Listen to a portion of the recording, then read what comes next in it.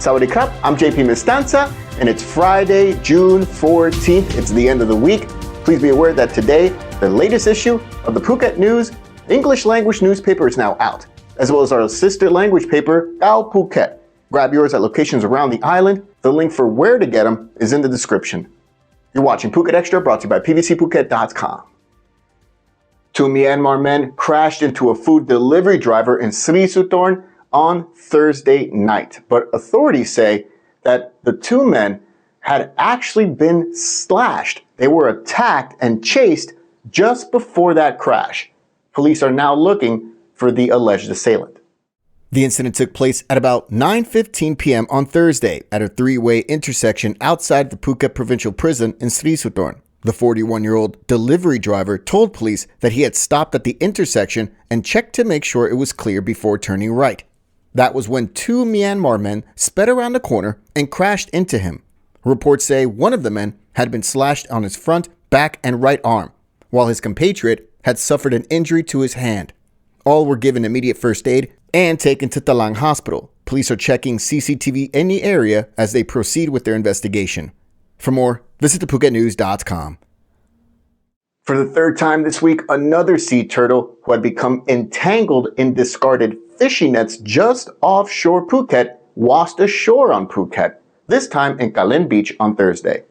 The young sea creature was discovered by lifeguards on the sands north of Patong on Kalin Beach on Thursday morning, trapped in the netting amongst a variety of other debris. Lifeguards from Patong Surf Life-Saving Club managed to cut the fishing net away in order to free the turtle successfully before alerting officials from the Department of Marine and Coastal Resources, the DMCR. The sea animal was taken to the DMCR's research center at Cape Panwa, where it will undergo rehabilitation before being released back into the sea. This is the third turtle taken in by the rescue center in less than a week, following two hawksbill sea turtles that had washed ashore at Mai Khao Beach on Saturday and another on Tuesday at Merlin Beach south of Patong. And both were found entangled in discarded fishing nets as well. So far, the turtle found last Saturday was rehabilitated by marine officials and released back into the water. The other one, found on Tuesday with its right flipper amputated thanks to the netting it was entangled in, is still receiving care at the Cape Panwa facility. Prior to this, on June 5th, DMCR officials discovered the remains of a heavily decomposed adult green turtle at Naihorn Beach, which they buried at the site. This incident, as well as the three recent cases of turtles being washed ashore in a state of injury and distress entangled in fishing nets, highlights ongoing concerns about marine life and the health of coastal ecosystems in the region. For more, visit thephuket.news.com.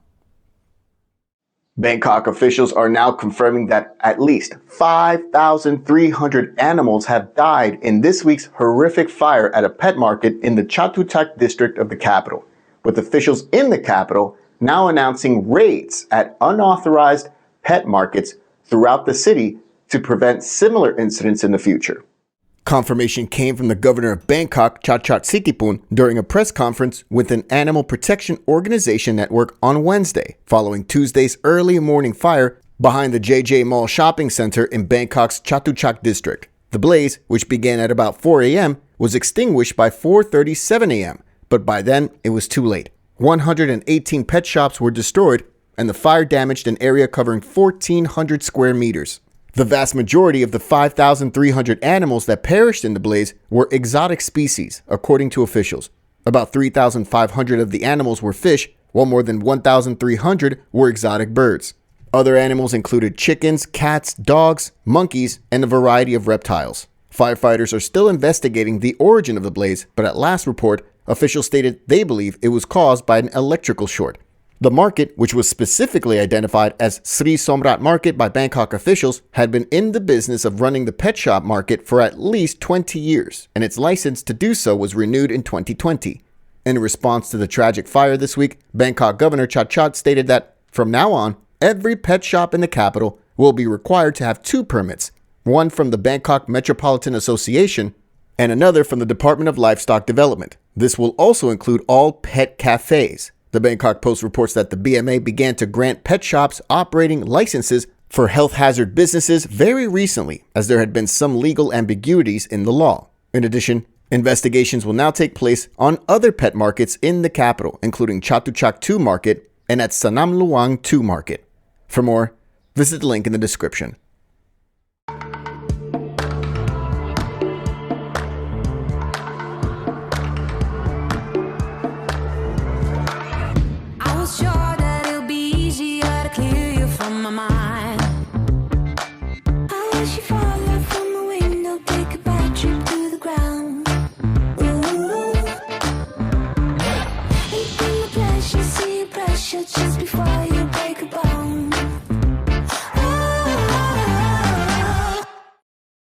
Following the bankruptcy of German tour operator FTI Group, one of the biggest such companies in all of Europe, the Tourism Authority of Thailand is now pledging to assist any tourists who have become stranded due to the company's insolvency issues here in Thailand.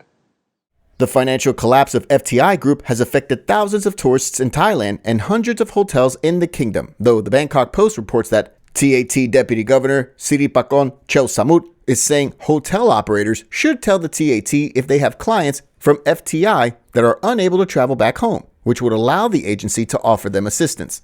June 3rd was when FTI filed for insolvency and prompted the cancellation of all departures scheduled for after that date. Since June 3rd, TAT has been monitoring daily arrivals from German markets, noting the flow is consistent at 1,000 on average, similar to May. However, as the insolvency can create a severe impact for hotels because of FTI's large market share, which typically contributed more than 100,000 bookings per year to Thailand, the agency already reported this issue to the Tourism and Sports Minister. He said authorities will help hotels monitor this issue, particularly in terms of compensation, as the Thai Hotels Association reported losses have already reached 111 million baht. Customer payments for rooms booked through FTI are insured by the German Travel Security Fund.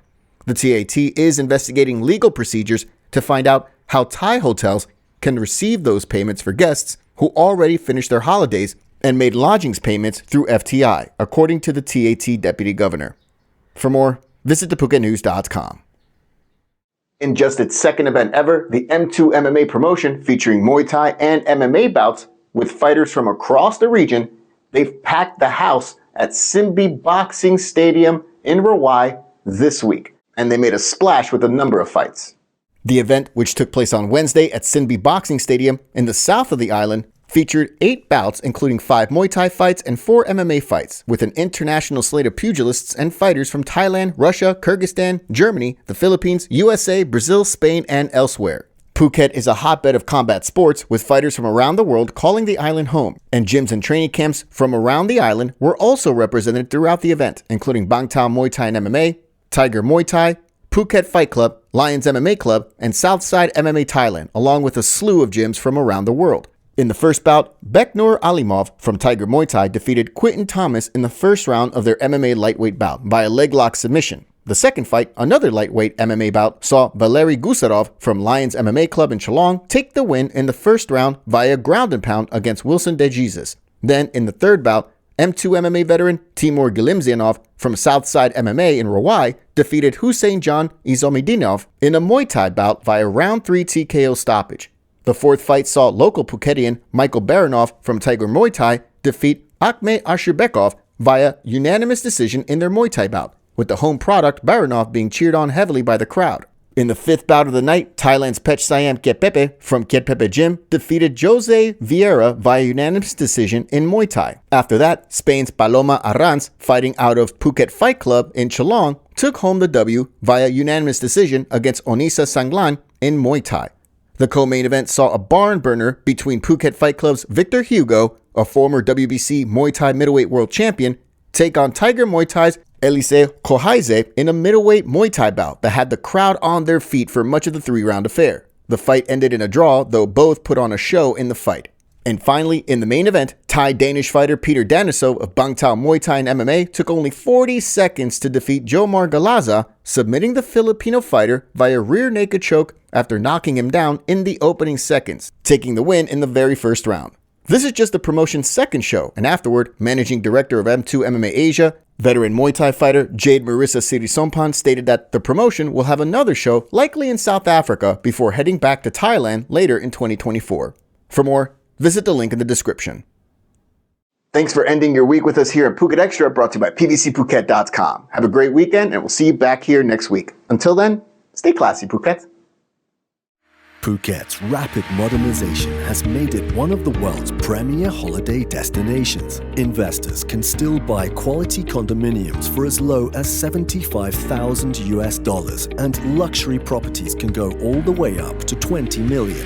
Condominiums in Phuket are a safe, secure bricks-and-mortar investment offering foreigners freehold ownership. Call or email Thai Residential, Phuket's #1 trusted real estate advisor, to find your perfect Phuket property.